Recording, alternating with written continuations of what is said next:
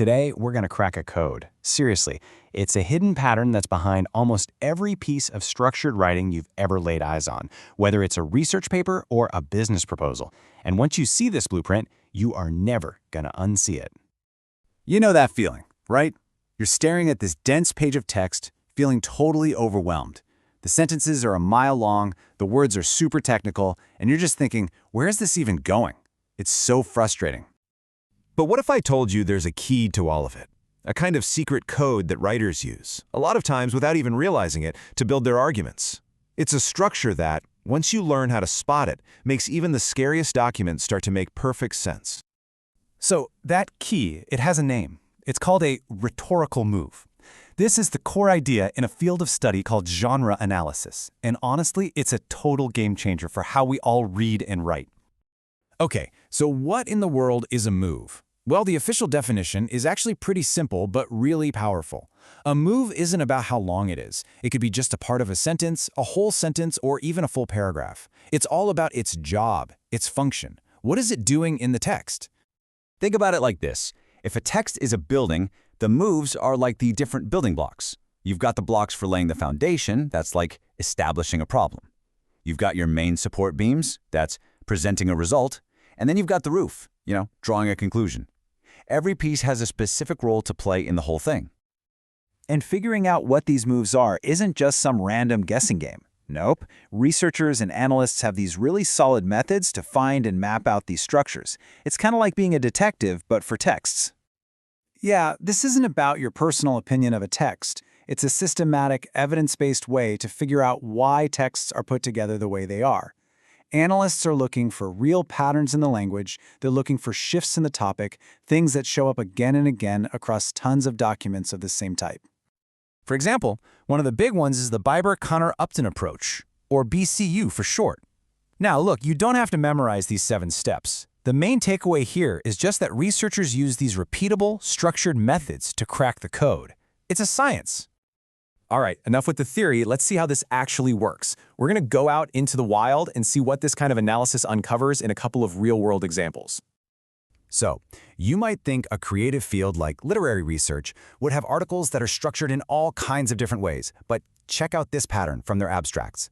A whopping 87% of them have a move that states the outcome, and 85% state the purpose. That's a super clear blueprint.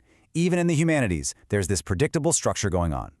But look, this isn't just some academic thing. Move analysis can show us fascinating patterns in writing that's way more personal, way more emotional, writing where the stakes are incredibly high. Let's talk about something called a birth mother letter. This is a letter written by parents who are hoping to adopt, and it's written to an expectant mother. And as one study puts it, for these couples, this letter is everything. The rhetorical choices they make, the moves they use, can literally change the entire course of their lives. So, researchers gathered a bunch of these letters and split them into 2 piles. Successful letters were the ones that got chosen by a birth mother almost right away. Unsuccessful letters were the ones that had to be sent out over and over and over again. So the big question was, what's the difference? What rhetorical moves were the successful letters making? And the analysis found some really striking differences. Just take a look at this.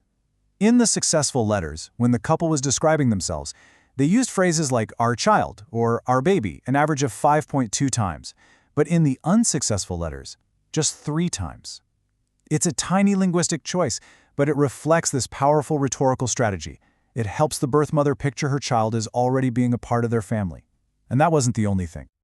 Here's another finding that's pretty surprising. The researchers looked for a move they called role of religion. Now, in the successful letters, only about 15% of them explicitly talked about religion. But in the unsuccessful ones, that number jumped all the way to 62%.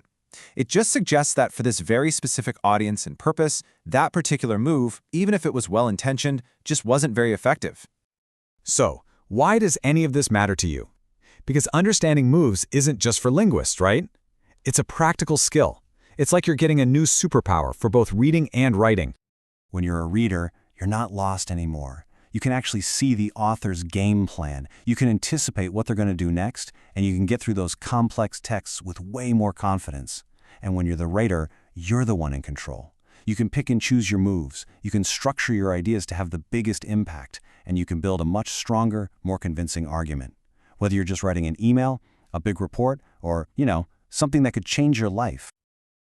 Learning to see the world through this lens of rhetorical moves really does change how you see texts. It shows you the invisible architecture of communication.